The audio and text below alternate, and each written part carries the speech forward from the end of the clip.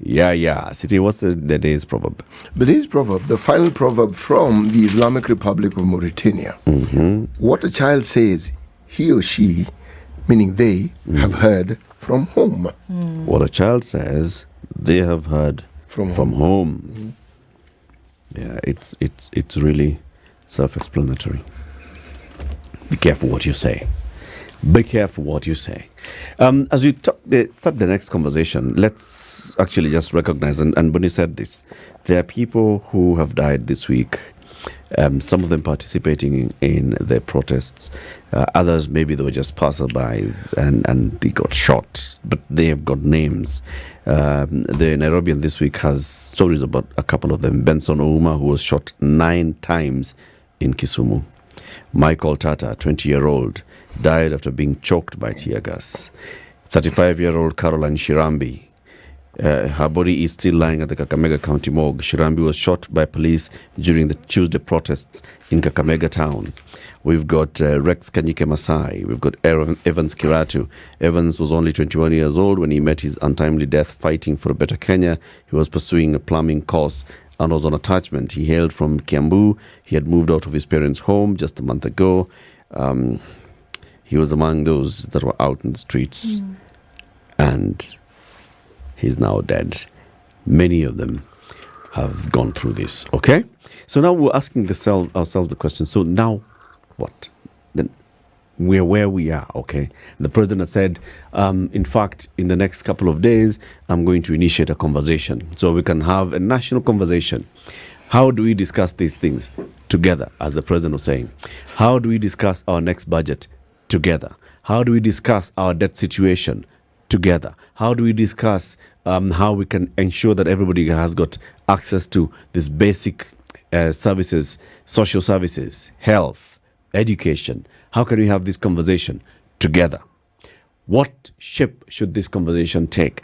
And those that have brought us to this point, the Generation Z and the millennials who are also supporting them, what is the best way then to engage?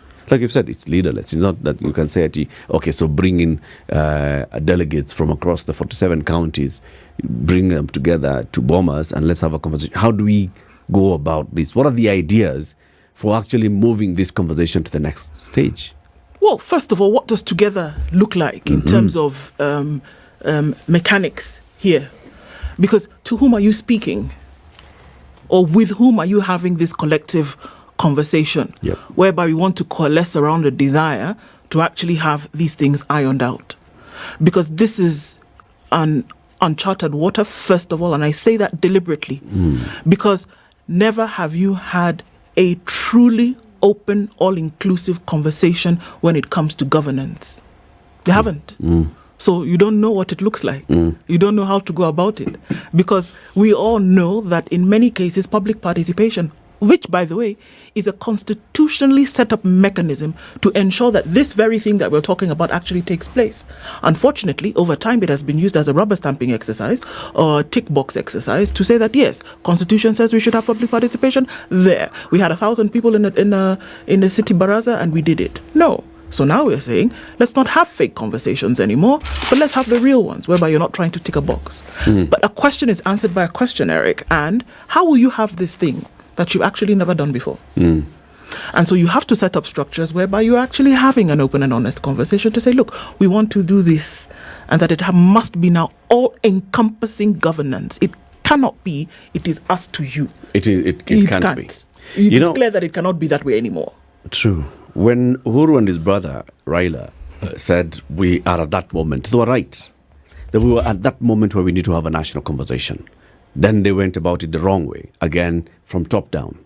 And I argued here many times, my greatest opposition to BBI was the approach. And I said, this ought to have been a national conversation. And I called it you said it a national delegates conference, a conversation that happens where all of us are sitting there in some form of structure and identifying these are our issues. Yes. And then this is how we move forward from this point. Instead of saying our issues are with the Constitution, let's amend the Constitution. Maybe not. Maybe the issues are because we have not actually not been truthful to the implementation of the Constitution. Can we have those honest conversations? I don't know what shape or form this conversation should have. But I think one of the most obvious ones, or direct ways of saying it, is people must meet together somewhere. My proposal during the BBI conversations was, can we have dialogue forums across the 47 counties, then culminate in a national conversation at Bomas, at Nyayo Stadium, at Kasarani, wherever, that says for the next X number of days, we are sitting here. We have brought in the issues from each of the 47 counties, that there have been proper participation of the people, that it has not been, handheld or mismanaged by the state. It's the people themselves talking. How do we ensure that people themselves are talking and bringing out the issues? The Ufungamano conversation in the late 90s was on this. It was a civil society coming together and saying, yes, we have all agreed that we need to change this constitution. And we have got to take initiative. And that's why the churches, Kina Professor Kivuda Kibwana and the 4Cs and the others were all coming together from various organizations and groups, and they all fungamanad at Ufungamano. It brought in religious leaders, it brought in the civil society, and the civil society was not homogeneous. It was various civil society organizations. The religious leaders were religious leaders, yes, the NCCK, the Catholic bishops, the Council of Imams, the Hindu Council of Kenya, all of them coming together and all saying, this, can we have a conversation? And then, of course, Parliament also came in with its own CKRC. And in the end, Yashpal Gai, in very good wisdom, said, we cannot have parallel conversations. Let's bring them together. And we ended up with where we are right now. We ended up at Bomas. With the national dialogue on our constitution. How can we shape the next conversation? Because Ruto is saying, we shall have a conversation on our debt. We shall have a conversation on the management of our country. We shall have a conversation on the rights of citizens. We shall have a conversation on how we treat our leaders and how our leaders are more accountable. We shall have all these conversations. How shall they be? There needs to be a very well clearly discussed and structured way of doing this. I think there has to be willingness to have an open and honest conversation in the very beginning. I tend to think that when there is an agreement for this openness, that some of these other things seem to just go along a lot easier. If on your side and on my side we say, okay, folks, this is where we are. We're at ground zero. Are we willing to say that, there are places where we've made, and honestly, not this is not cajoling from somebody else, but to say really, yes, this is where we are. First of all, how about we start by even if you don't have somebody on, we're not negotiating here. It's not a negotiation and asking for a ceasefire. It is not. It is saying, look, there are certain things that are going on right now that force us to do other things. First of all, it is not a mystery that there's a huge debt burden in the country today. Yeah. But are you telling Kenyans where that debt went? Do you know? Yes, you do. Are you sharing? You're not. How about we start from there? How about we start by truly saying, you know what? Yes, that there's a little bit more money that is being spent on things that are not necessary. Can we start by having that open and honest conversation? Start from there. You know, the question that is often said, what are we bringing to the table? In this case, you know what needs to be brought to the table, even if there's nobody on the other side? Honesty, transparency. This is where we are. Number one. This is where we are. This is the true picture of how truly things are. Now, let us start to build it together. It is not a foreign concept. I promise you, it is not a foreign concept, because there are other jurisdictions on this globe, on this planet, that do that. Folks, this is where we are. And it's not some random person. It is Kenyans. It is you, Timothy. It is you, Eric. It is you, Edna. And we are saying, look here, guys, country, this is where we are. It is bad. How do we do it? Because if you're not ready to be honest, then there's nothing that we're talking to each other about. We can even say, yes, you messed up. You did. But here you are in this position. Constitutionally and by the law, you are here. Unless people decide that it is not you we even want to be having this conversation with. But if there's going to be any kind of moving forward and taking into consideration and account what Kenyans over who you are governing need and want to hear, then you're wasting your time. And truly, are Kenyans asking for something that is too hard to please? I don't think so. You want a position whereby you can work, you can raise your children, you can have a little bit of an investment here and there, you can get through the day, morning till night, and have a decent meal and be able to take your sick to hospital. That's what people want, is it not? That's what people want. Now, this person that has been put in a position of leadership and governance, can you be honest with me? Can you communicate with me? Can we be together in the decision makings when it comes to how we're going to spend our money? Can you tell me exactly what the state of the situation is? I think that's where we need to start from. They have not. They have not. And I think, as I agree with you, that we need to start from there, but it's not going to happen by this person or this institution willingly bringing out the information, because it hasn't. This institution has been brought to its knees by the people saying, no. This institution has responded by saying, yes, we need to have this conversation. The people who brought it to its knees need to be at that table and say, all right, so this is how we are going to structure the truth that we want. Yeah. Okay? We need to be the ones who say, so these are our demands. These are the question number one. Question number one, debt audit. Question number two, how much you're spending on a daily basis on what? And accountability for all these things. And so on and so forth. Right? What's the status of the implementation of our constitution? And we can tell you, you have not done this, and the other. Why? So it's not the whys. This is what we're going to do to make sure that we fully implement our constitution. This is what we're going to do to make sure that this police service that we've been reforming over the last 14 years actually gets to be reformed. This is what we're going to do this and the other. And the conversation is, because we're here and we have said that this is what we need, these are the next steps. If it's about the debt audit, Auditor General, Controller of Budget, and the others, okay, tell us what we know so far. This is what we know so far. Now, let's give it to Ndu. Ndu, can you do a forensic audit on all this information? Can you trace what this contract says, when the money was released, in which bank did it land? From there, where did it move? It came into the central bank. Can you do that audit? You shall do that. So thank you very much, Auditor General. If Ndu needs more information, you shall give. You shall give. Okay. Next is this and that, like that. This institution called government has not been willing to be honest. That's it. It will only be honest if it's put in a room and blindfolded and told, we are the better guys. Just like the way they were torturing those young people. And telling them, you better talk to us because us guys are better. If our senior walks in here, things are going to get worse. So what we're saying, that there needs to be some major housekeeping. Yes. That has to happen, and it has to happen now. I don't even think you should say and that's what I said. I think that there was a golden opportunity, right, that was not taken. And truly, if the intent is to have a functioning society, I'm not even talking about people being happy and smiling and burping rainbows. That's not what I'm talking about. I'm saying functioning society, whereby it is clear that 1 + 1 = 2, and that if you put this in, you will get this out. That's the functionality that I'm talking about.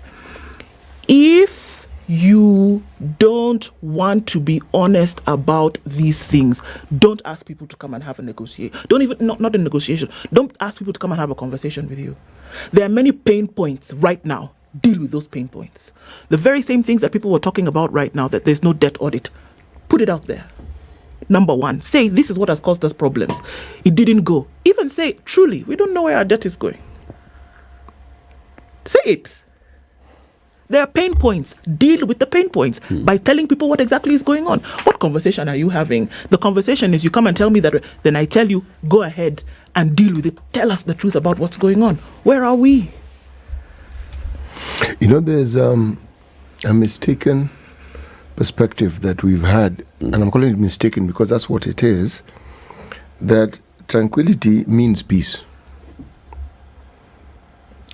if you have people who are passive-aggressive, as Kenyans are, meaning we talk among ourselves violently and talk about the things that are wrong, but on the surface of it, we're very peaceful, we're very quiet, and we're very compliant. But you see our true natures when we're given an opportunity to probably go against the law. Some of us choose to, some of us don't choose to. But when you have an opportunity to actually do right and you see that it's supported by the topmost leadership, then we have echoes of 2002. And with those echoes also comes what we call missed opportunities. Now, the honesty we speak of, the honesty that the two of you have mentioned, actually, it has to be there. But how far back do we want to go? Because that honesty revolves around the opportunities we've missed and then we've glossed over. Siti, can I jump in and ask you a question? Please, jump right in both feet, You're please. a behavioral scientist, so you understand. When somebody is an addict, right, they've abusing whatever it is that they've been abusing, and then they go into an institution, and the people around you can see, you're hurting us, man. This thing that you're doing. So in order for us to deal with this thing properly, we need to take you somewhere, right? Or when your body is ridden by cancer and the doctor says the first thing that we need to do is have a radical, in fact they call it a radical surgery. Do they cut some out and leave some in?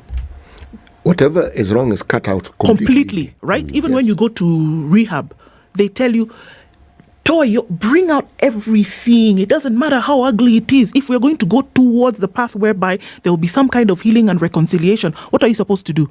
Bring out everything. Put your guts on the table. Without that, that's the kind of blatant, brutal honesty that we're talking about. Because you're dealing with the people that if you don't tell them what's going on and the direction in which you should be going, this thing that we saw this week, it will continue. It will continue, and that's what I was saying. Guts on the table, put it there. Say it as it is. If you truly, truly want to govern over a people whereby things have gone to, tell them. Tell them. How far back do you want to go? As far back as it takes, CT. You've gone to the heart of the matter. When people have spoken of the truth and reconciliation initiatives that we've had across the globe where people have been at war with each other, at the heart of it is exactly what you're saying. Things that people have held close to their heart, things that have caused them grievances, things that have caused them harm, things that have gotten them to a point where they hate to the point of being willing to kill. So when an opportunity provides itself, that is exactly what they do. If you look at the destructive nature of some members of our police service, these people can't be that brutal unless they themselves have been brutalized in the way that they are managed, in the way that their affairs are managed, in the ways that everything that they do, whatever is required for them to do their jobs are provided for everything. There is a need to also understand, and this understanding has to be common, meaning people have to come to a point where they have a common voice. The reason why we got this 2010 constitution was because people agreed. Agreement means there are things we will not agree on, but we look at the things we generally have consensus over and we say, okay, this let's settle on this one, okay? A national conversation that Eric has been suggesting for the last 3 years takes time. But it must be done. It can't be that because it takes time we can't do it. Because the alternative is to huddle down. It's just to piecemeal things. Yeah, yes. Kidogo here, and then then you come back 6 months later, and a little bit here. And then even with protests, you see, it has to be understood. If it isn't redemptive or it isn't transformative, then it's of no use. Yeah. It's absolutely of no use. When something is so bad that because you know what? What we see, it is the boil, the surface that has come to so there's something like much tip of the deeper. boil, That's the tip. There's something much deeper that must be dealt with, and that's why I go back. When they say we need to cut it out, it is a radical, just like you're saying. It has to be wholly transformative. If it is not, you're playing. You want to clean the top of it, meanwhile the thing is still inside there, and then you say we want to make things better, we want to change. No, and we're talking about through and through. Remember some of the things that Rugo said yesterday? Let us go one by one, audit do it. You have parastatals that you've been talking about since departments, and deal with them one by one. Next, go to the next thing. You have an education system that's in a total shambles. Deal with it. You have a health system that is pretending to want to be like it's taking care of issues. Deal with it in totality. Those are the things. Now that's when you come to people and say, okay, Anyere. But what is clear is that those in leadership have been unable to do the very things we are saying. Exactly. It will not happen. So we know. See, that's what we're telling you. That's what we're saying. This is the conversation. We're telling you that this and this and this and this needs to happen. Not that you don't know. You are aware. Now, if you don't do it, two things. Number one, you don't want to. Or number two, you are unable to. In the event that you are unable to. No, let's just jump that step. Let's jump you've that not step. Done it, so no. We need to have a national dialogue on all these matters. If it's matters of budget, that room A, Kilimanjaro room, whatever you want to call it, there. People in that Kilimanjaro room are looking at budget and budget issues, okay? And what is important, what's not. Bring in Kina Abraham Rugo, bring in the Parliamentary Budget Office, bring in everybody. People from Treasury, all those people. Everybody who's interested, go in there and say, someone comes and says, you know what, I think we should scrap CDF. I think we should open up all these things. I think we should shut down the parastatals. I think we should put more money into education. I think we should... Let them sit in there, discuss. Somebody else is elsewhere talking about what do we need to see to make sure that our police do not kill our people, do not arrest people arbitrarily, do not throw people's bodies in dams and rivers, we do not arrest people in the middle of the night in their underwear. All those things. Pale ni mambo ya that breakout but we are having that's breakout room. We are having this when we emerge and we bring in all these things together. This is the way we are going. This is it. We know for sure at the end of the day, these guys are telling us for sure what we have done is we have realized that we can actually run this country with a 2 trillion shilling budget. Yes. They'll tell us that. We have realized that actually our police service can perform much better if we just did this, and the other. Yes. And they'll be accountable because we can put this high power, blah, blah, this can work. We have realized that our children can go to school for free from kindergarten to university, and all those things, let's have a conversation. We have realized, by the way, that this 11 trillion shillings that we are paying, it's actually not 11 trillion shillings. It's actually 8 trillion shillings. Or in reality, it's actually 3. It's 3. That's the truth. Okay. These are the money, has just been jokes here and there. We have realized. This is all this thing that will happen in this conversation. And those who don't want to have that conversation should remove themselves. Because we can't keep losing moments of this nature that can transform the country, and then we go back, because it's not as though we go back to the same situation. What we go back to is worse than what we got before. This conversation was a conversation that should have taken place in the Uhuru government, because a lot of the nonsense we're dealing with now were inherited from the Uhuru government. Indeed. Exactly.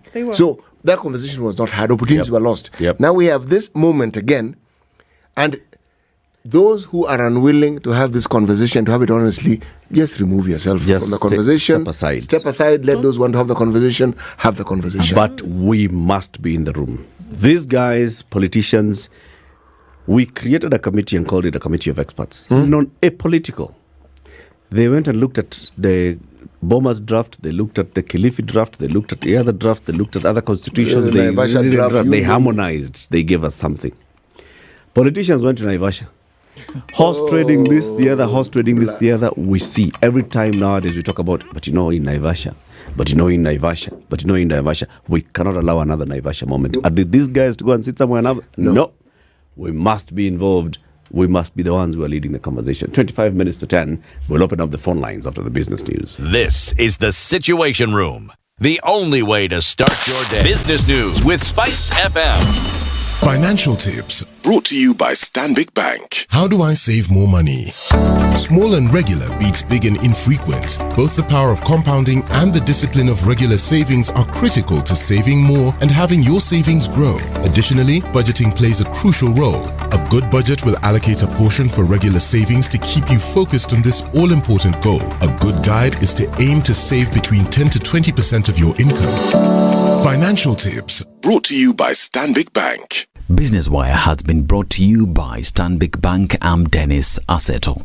Chinese automotive brand Neta announced its entry into the Kenyan market with Moja EV Kenya, a motor dealer, as its distributor. Zhu Jiang, the overseas business general manager, said that the firm will initially offer the Neta V model, which will retail at 4 million Kenya shillings, about $31,000, and has a range of about 380 kilometers on a full charge. Listed local non-bank finance solutions provider Sanlam Kenya PLC has formulated a business plan to accelerate the firm's growth and profitability. The business recovery plan will provide a growth platform under a restructured financial management strategy. Speaking during the firm's 28th annual general meeting, Sanlam Kenya PLC Group Managing Director Dr. Nyamemba Patrick Tumbo said the business plan has been designed to mitigate and manage operating challenges. Publicly listed Kenya Reinsurance Corporation has announced a significant boost in its dividend performance with a 50% increase in dividend per share from 0.2 shillings in 2022 to 0.3 shillings in 2023. This remarkable growth follows a 53% rise in profit before tax, amounting to 7.03 billion shillings for the year 2023. That was Business Wire. I'm Dennis Aseto. How do I improve my credit score? For repeat borrowers, 1. Repay all loans, credit cards and mobile short-term loans in good time with discipline. 2. Deal any old accounts, keep them open and active. If not required, then have them closed by the bank. 3. Consider consolidating your debt facilities. 4. Get a handle on bill payments. For first-time borrowers, do not shy away from borrowing with the bank and repaying in good time to build a good credit score. Financial tips brought to you by Stanbic Bank. Spice FM Business.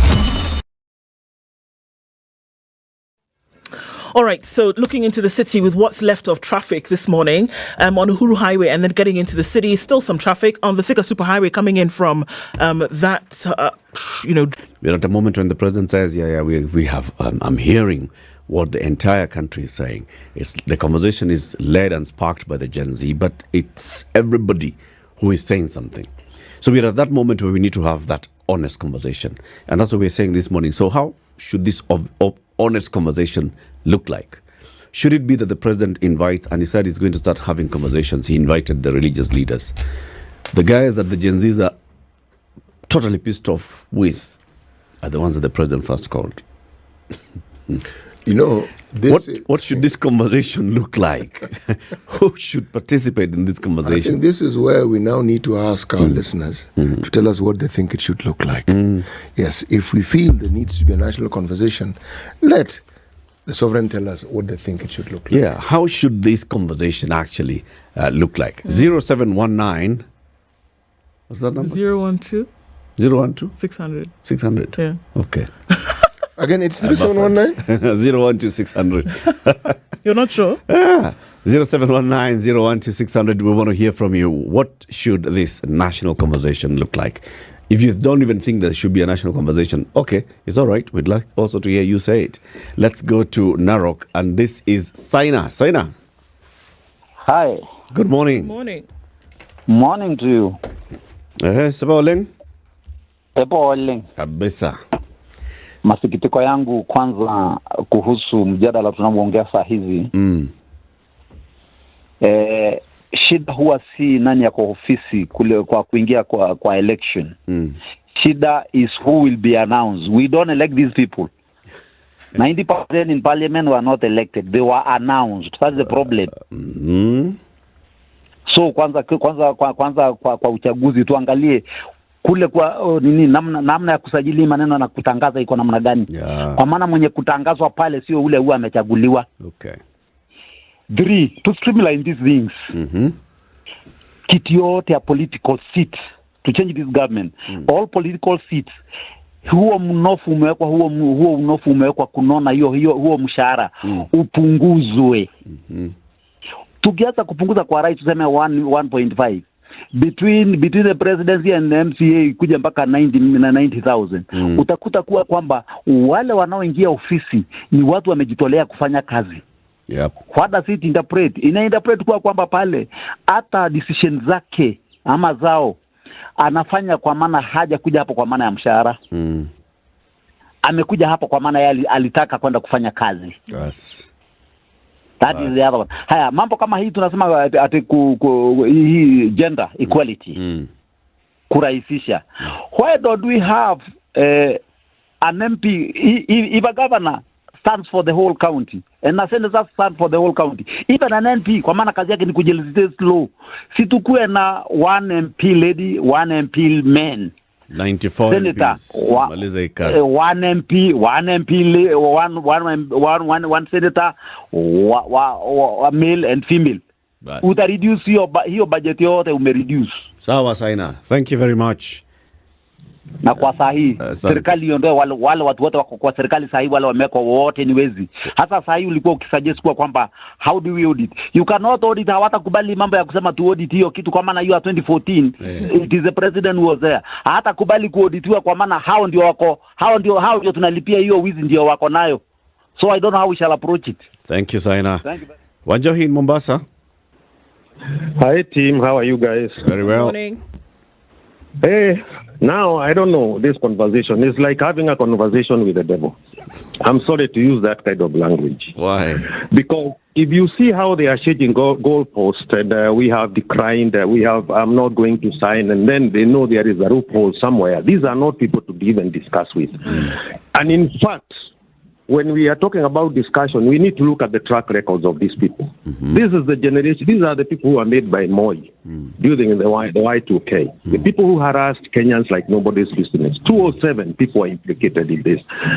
Now, look at the austerity measures that they are talking about. We tighten our belt. Whereas we are spending billions on renovations, and it's so much wastage in the government. This government can be able to get money by cutting down on across everything, the wastage in the government. Look at, guys, look at the president of Zambia. He refused to sign an invoice to buy cars for himself. He said, are there cars in the State House? Yes. Are they moving? Yeah. They have fuel? Yeah. I'm going to use them. Look at Ibrahim Traore. He is still using, 3 years down the road after he took power, he is still using a Defender of 209. He has redirected that money to buy tractors for the farmers.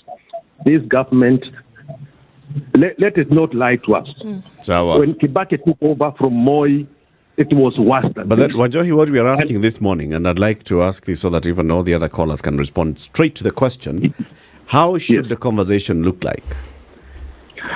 To tell you the truth, Eric, it is very complicated because these guys don't have leaders, and we know they are asking to have the government is asking to see the leaders of these people so that they can be able to manipulate them and use them. We know their tactics. It is very unfortunate. I don't know, but I think we can still do it. We have to be firm on what we are going to do. People who are organizing this, they try and see how we can have people who are sober in their minds. Okay. So, and we have them that people who cannot be bought, and not politicians, period. Unfortunately, even not politicians will still be bought. If they tell you they are giving you 10 million, sometimes some people will cave in. I'm sorry. Thank you. Let's take it from there. William in Nairobi, how are you? Morning, Eric. Good morning. It's the first time I'm calling. Thank you for calling. About this conversation. Yep. This is my suggestion to the president and the Kenya Kwanza leadership. For the next 2 years, in order for them to restore the faith and confidence, the government needs to, just for 1 year,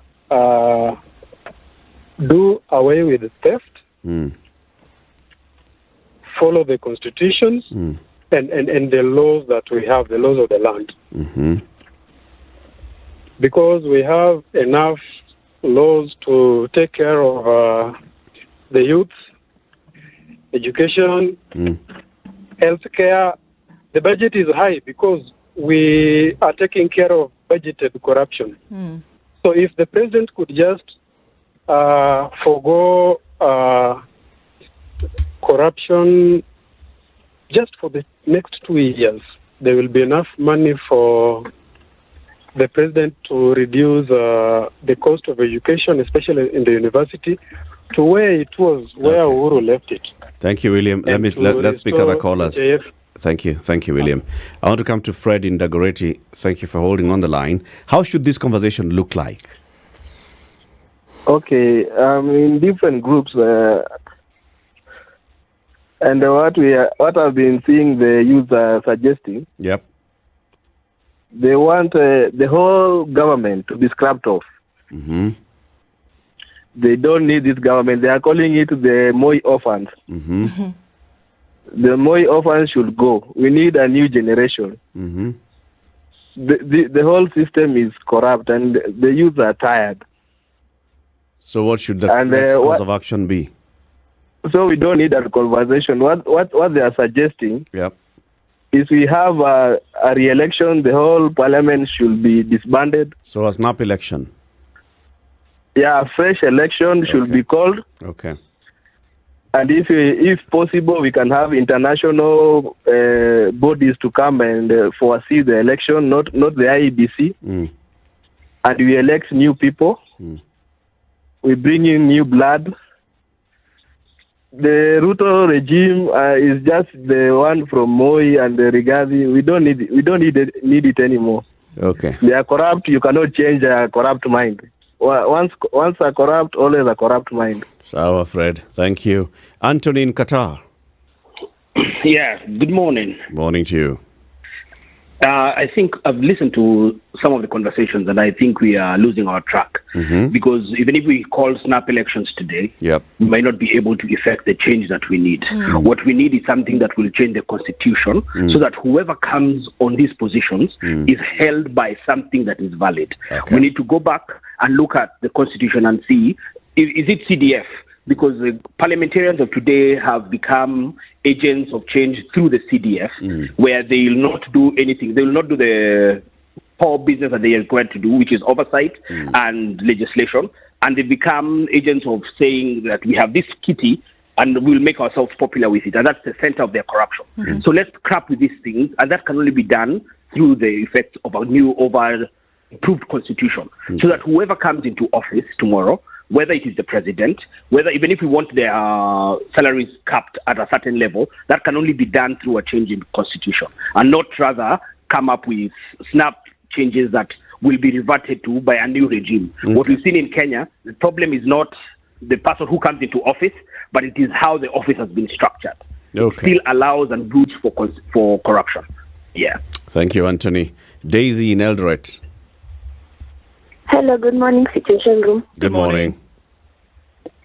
My opinion is because our problem in this country is corruption. Yep. And then we put like experts in a room. The final report, either someone will be bought, or if they can't be bought, they'll be sidelined in the implementation of the recommendations. So my opinion is people to meet from the grassroots. Kama ni yuko kwa village, kama watamit kwa the local primary schools, like everywhere in the country. Yep. Na kukuwa na experts in those meetings, waongee, waseme shida zao, recommendations zitoke hapo. In that way, kutakuwa na some sort of accountability from the people. Wenye watakuwa na meet na ikuwe frequently, si ati one time. Yes, that's my opinion. Thank you, Daisy. Theo in Clayworks. Hello, this is Theo. Yes, good morning. Morning. So I'm a 25-year-old. I've just seen the events of the past few days take place. Yep. And I'll say this. So personally, what I'm doing, I have started my own kind of conversation with young adults just like me. Whereby we're trying to understand this whole thing called the global monetary system. I think the issue is we are reacting to a situation that is just, as Ndude put it a few minutes ago, that it's an issue that is a tip of the iceberg. And I think the iceberg itself has to do with our education system that is not teaching us enough around this issue of our monetary system. We're in a position where, as the youth, we are simply getting into jobs or hearing news about certain events going on, but then we don't have an actual conversation that deals with some of these aspects. And you have to go on platforms like YouTube or on social media to start understanding what, these concepts of money. And I'm saying we need to start from the first principles, the principles of things like understanding the monetary system. That's how we can at least move the conversation to a point where we get people to understand what they are in, because we're all participating in a system that people don't have enough knowledge don't understand about. So civic education, a proper structured, civic education, well-funded civic education. Thank you, Theo. Kibiru in Eldoret, in Dagoretti rather. Yeah, now, this is what my opinion is. And clearly you can see from the calls you're receiving that there is confusion. Nobody knows how this conversation should go. Yeah. This is my opinion. Where is the budget made? The budget is made in Treasury before it's forwarded to the Committee on Budget and Appropriation, right? The same mandarins in Treasury, those people are professionals. They understand the crisis. One would hope. Sorry? One would hope that they understand. Yes, one would hope. They are professionals. They understand. However, politics get into their way. Therefore, I think this conversation should have those guys. Then Akina Rugo, the guy yesterday is Abraham Rugo, right? Yep. Akina Rugo to come in, civil society, then let them get into a room and formulate a budget. This thing of public participation, I really find it very impractical, because a lot of us are not able to make any meaningful contribution. But the professionals, the private sector groups, civil society are able to come up with something because they understand how government is. So I think those people should get into a room, get us a budget that is sensible. Then from there, we cannot escape Parliament.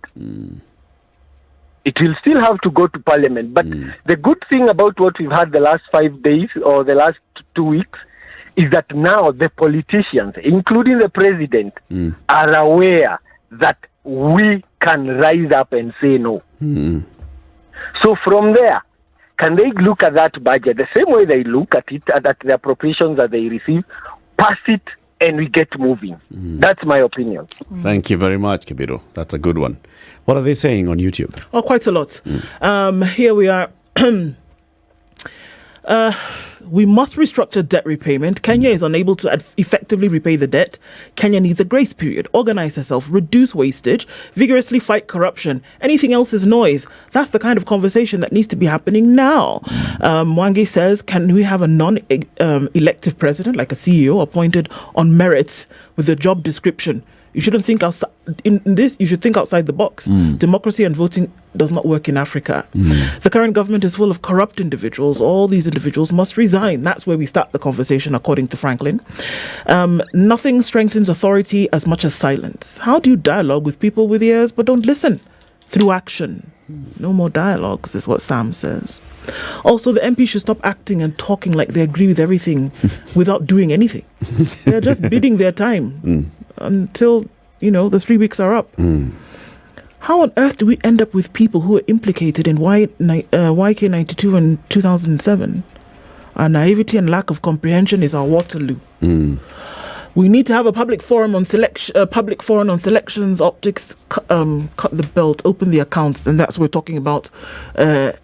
Full transparency. Yeah. Everything remains talk. Are these guys willing to initiate the same? Do they have the capacity? Those are the questions. The real problem at this point is not Ruto, it's the legislature, the MPs. Ruto cannot unilaterally reject the law. The only ones who can do this are the MPs, and we should focus on them. Quite some. It's the quality of the people who we put in parliament. The question about debt, and we've had these conversations, when we started hosting Jimmy Wanjeke, some people would be like, so who's that guy you're hosting? I mean, what does he know about budgets? But it's come to the realization of many that this man has actually been saying something. And maybe it's about time we paid attention to this issue of debt. This debt, because it's eating over 80% of our revenue. What is this that we're paying for? Because when you get to that point and you're wondering, hey, every time, in fact, it's a check-off system. By the time you're getting your payslip from your employer, he has paid for some debt. For something. And you're like, when did I take this debt? Yeah, but no, your boss signed the debt for you. Yeah, what did that debt do? See, that debt is the one that bought you lunch last week. And you're like, How? What lunch? The chapati mandondo that I ate last week, I'm paying 17,000 shillings for it. How? How? That's where we are at. And we need to have that conversation and say, what is this 1.8 trillion shillings that we're going to pay in the next year? What is it? Where was it from? What is it paying? And the next year Where we'll did be it come paying some from? more. Yeah. And we went to the market last year and, took some other more expensive loan so we can pay another expensive loan. That is the level of transparency and accountability that we're talking about.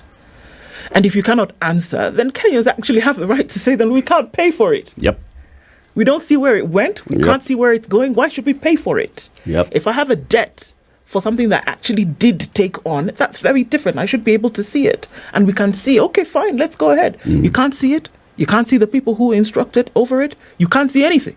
And then you still want to take responsibility. This is where you say, all right, so you are in charge, and we can see, we come and attach the wealth and say, where, China, chukueni ile. Take that one. Take that one. That one. Let him go and work for you. You see that? That shamba, that wealth. Take it. You and your deniako. We, the rest of us don't know. Why is there reluctance for this matter of debt to be actually discussed in an open forum? Because you're telling the people who took the debt. Who took the money. Yes. Yeah. You're essentially telling the people that this is the individual or this is the group of people who took the money.